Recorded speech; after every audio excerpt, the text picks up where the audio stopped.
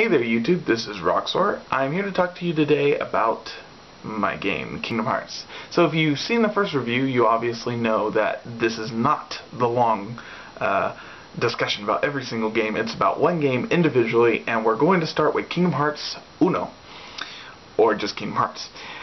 So, like I said in the first review, this story is basically about Sora, Riku, Kairi, who are on the island, Destiny Islands. And eventually their world becomes corrupted by darkness. They get sent to different parts of the worlds. Each world is a different Disney film or movie or whatever. And there are a couple of worlds that are thrown in there to throw you off, to make you think that there are Disney movies about it, but there's not. There's Hollow Bastion, which is not from any Disney movie. And there is Traverse Town, which is also not from any movie. But there are some unique things about each world that kind of give off this illusion that they're part of something. So, besides this though, I'm not going to talk you through the entire game. Just the characters, first off, a little bit of the story, and then gameplay. So, the characters, Sora, Riku, Kairi. Sora is a Keyblade wielder, which the Keyblade is this all-powerful weapon that can unlock Kingdom Hearts. And the person who can unlock Kingdom Hearts, or lock it, seal it away, protect it, the person who has the Keyblade has the power to open up Kingdom Hearts and reveal its power and create all the worlds into their image, the way they want it, the way anything that he wants he can have. So, obviously, Beings of Darkness are going to go after this and try and open up the door to Kingdom Hearts and control all the worlds. But Sora is the only one who can really open that door without any harmful side effects. Now, he meets up with two friends. Sora meets up with Donald and Goofy, who are in search for their king, King Mickey.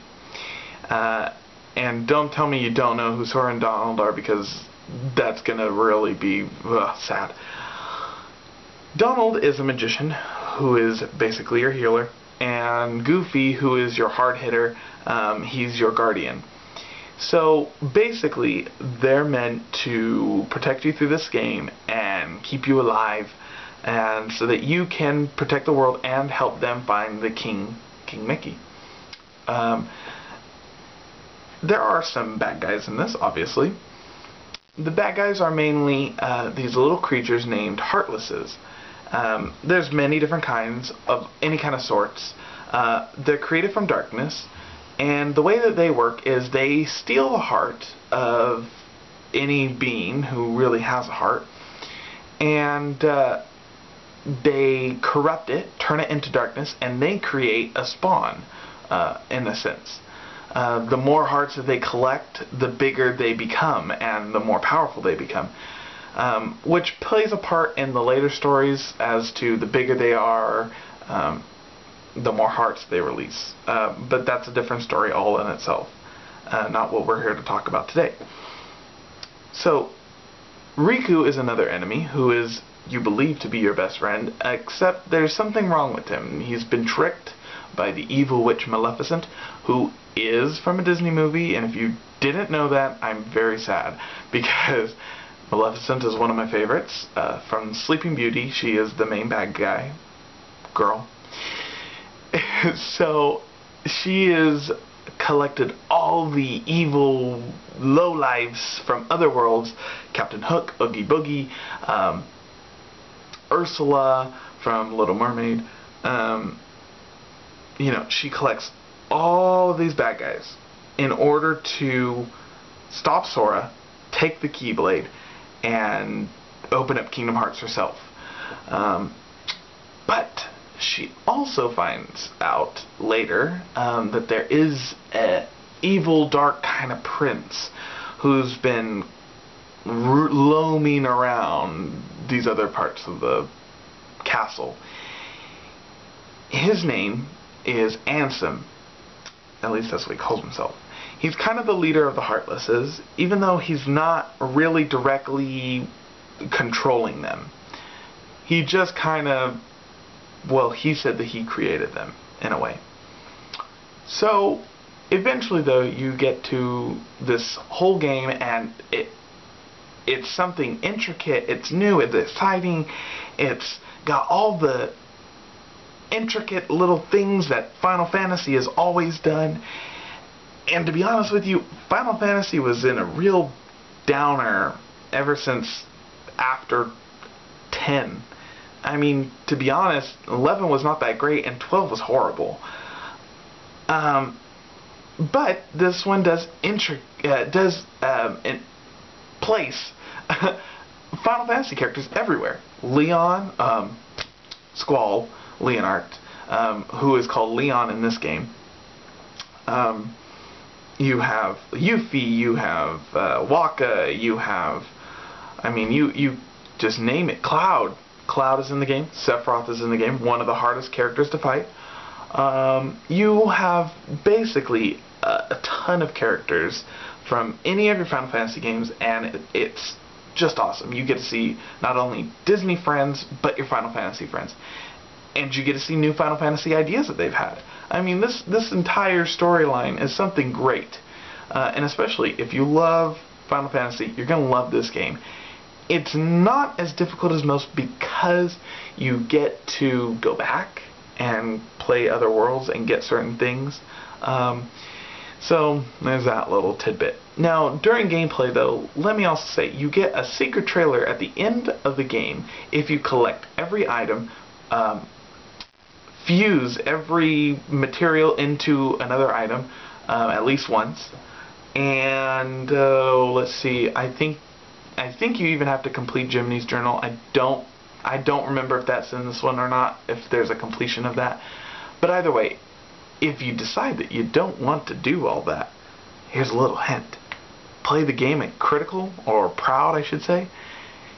You can go through the entire game, and as long as you beat the game, you get that secret ending, no problem. You don't have to collect anything, you don't have to go find all the items, you just get it. I mean, it's pretty awesome. Of course, since the game has already been out for like 6 years, you probably don't want to get that secret ending, so either way, just play the game in any mode and yeah, end it there. So gameplay wise though, this game has got good response, has got good weapons, got unique controls, it's got abilities that you can use, it's got everything that you can basically think of, even summons. I mean, I thought that was out of this world, but the summons are of Disney characters, not of your original Final Fantasy characters. So, but either way, it's still very fun to control people like Dumbo and Cloud and, oh gosh, I can't even tell you how awesome some of this stuff is. Now, in the end though, this game does have a bit of a difficulty level, which even on easy can be kind of hard. This kind of lowers it for me because I always thought that this should be something that a kid could be able to play, but not, you know, any old kid. But in the end though, I guess it doesn't really matter. The storyline is perfect. It's a real tearjerker. And along with this, the gameplay feels like, you know, very fluid, very easy motions. And, I mean, you can go the entire game basically just doing whatever you want. It's very fun. It's a lot of great times in this game. Camera controls are perfect. You don't, you know, lock-on's very easy to learn. Everything in this game is very easy to learn. So, all in all though, the controls, the gameplay, and the storyline are great pluses to this game. If there was one thing I really had a complaint about, was trying to find all of the items. This was very difficult, and it's very difficult just like in any other Final Fantasy game.